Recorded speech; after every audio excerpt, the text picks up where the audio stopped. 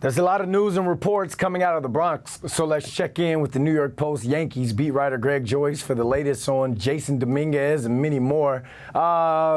Greg, thanks for hopping on with us. Obviously, Jasson Domínguez, that news is out. So can you kind of break down exactly what happened with Domínguez and how long is the team saying that he's going to be out? Yeah, so he's got a torn UCL in his right elbow. So the initial estimates are for Tommy John surgery are 9 to 10 months for a position player at least. So that's what it looks like he's facing right now.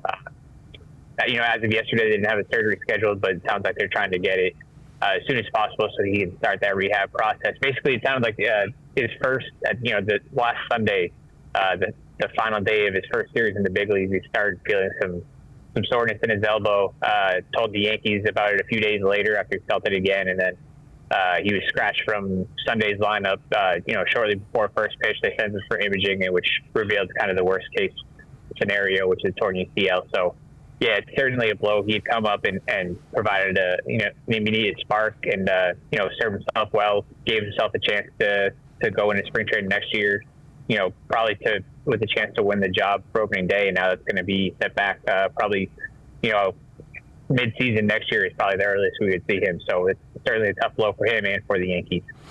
Yeah, the UCL seems to be like football's ACL, and I'm wondering if this could be something that lingers on throughout his career. I mean, Shohei Ohtani had surgery on that same elbow that he injured back in 2018. So does the Yankees feel like this could be that same situation?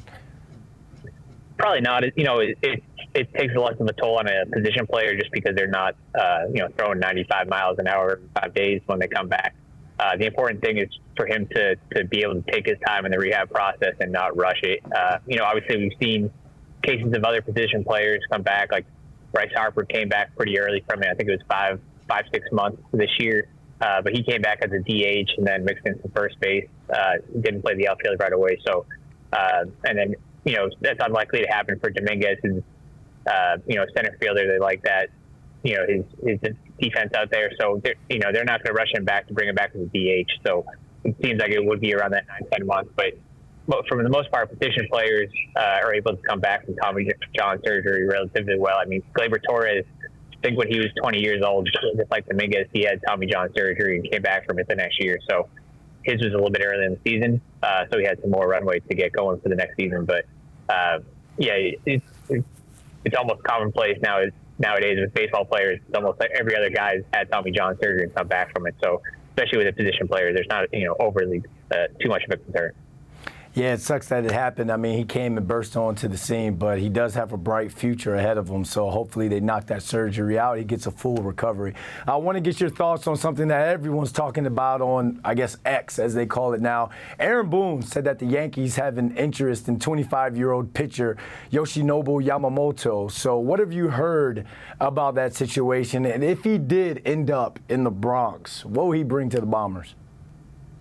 Yeah, I think there's certainly some interest. We saw Brian Cashman and Omar Minaya there in Japan last week to see him throw a no-hitter. So certainly Yamamoto made a strong impression, I would think, on them too. So, there's certainly the Yankees rotation next year has some question marks. So you can always improve the rotation.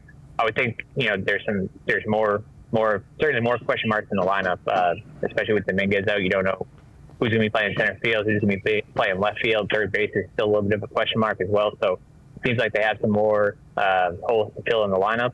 But if you're able to add to the rotation, obviously with a guy of what Yamamoto has done in Japan, obviously that never hurts either. So I'm sure he'll have no lack of suitors when he's expected to be posted this offseason. But, it certainly doesn't help. It certainly doesn't hurt adding somebody of that caliber to your rotation.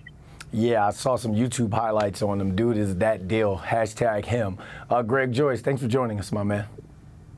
Sure. Thanks, Brandon.